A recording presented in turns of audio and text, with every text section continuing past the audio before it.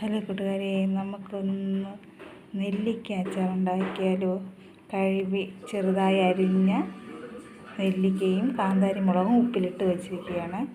ഇത് നമുക്ക് ചട്ടി വെച്ച് എണ്ണ ഒഴിച്ച് തുടങ്ങാം. എണ്ണ ചൂടായിട്ടുണ്ട്. അതിലോട്ട് നമുക്ക് കടുക് ഇട്ട് കൊടുക്കാം. കടുക് ഇട്ട് കൊടുത്ത് കുറച്ച് ഉലുവ ഇട്ട് കൊടുക്കാം. ഉലുവ പൊടിയാണ്. കുറച്ച് വെളുത്തുള്ളി അരിഞ്ഞതും ഇഞ്ചി അരിഞ്ഞതും കൂടെ ചേർത്ത് കൊടുക്കാം. ഇഞ്ചിയും വെളുത്തുള്ളിയും ഇത്തിരി മൂത്ത് വരുമ്പോൾ നമുക്ക് കറിവേപ്പില ഇട്ട് കൊടുക്കാം. ചെറുതീയിൽ വെച്ചിട്ട് മുളക് പൊടി ഇട്ട് കൊടുക്കാം. നമുക്ക് മുളക് പൊടി കുറച്ചിട്ട് കൊടുക്കാം. മുളക് ഇത്തിരി മൂത്ത് വന്നിട്ടുണ്ട്. നമുക്ക് ഇത് തട്ടിക്കൊടുക്കാം. നെല്ലിക്ക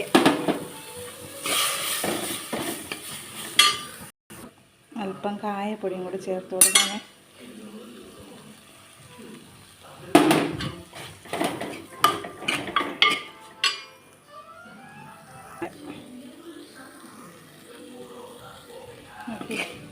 തിക്കായിട്ടുള്ളൊരു ഗ്രേവിയാണ് കേട്ടോ. ഗ്രേവി അധികം ഇല്ല. തിക്കായിട്ട് അച്ചാർ തൊട്ട് കൂട്ടാനായിട്ട് നെല്ലിക്ക അച്ചാർ ചെറുതായിട്ട് ഉണ്ടാക്കിയതാണ്.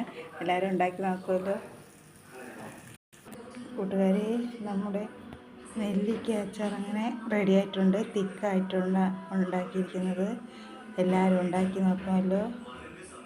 ഒരു നല്ലൊരു അച്ചാറാണ്. ഇഞ്ചിയും വെളുത്തുള്ളിയും കാന്താരി മുളകും നെല്ലിക്കയും കൂടെ ചേർത്ത് ഉണ്ടാക്കിയത്. അടുത്തൊരു ഡിഷുമായി നാളെ കാണാം. ബൈ.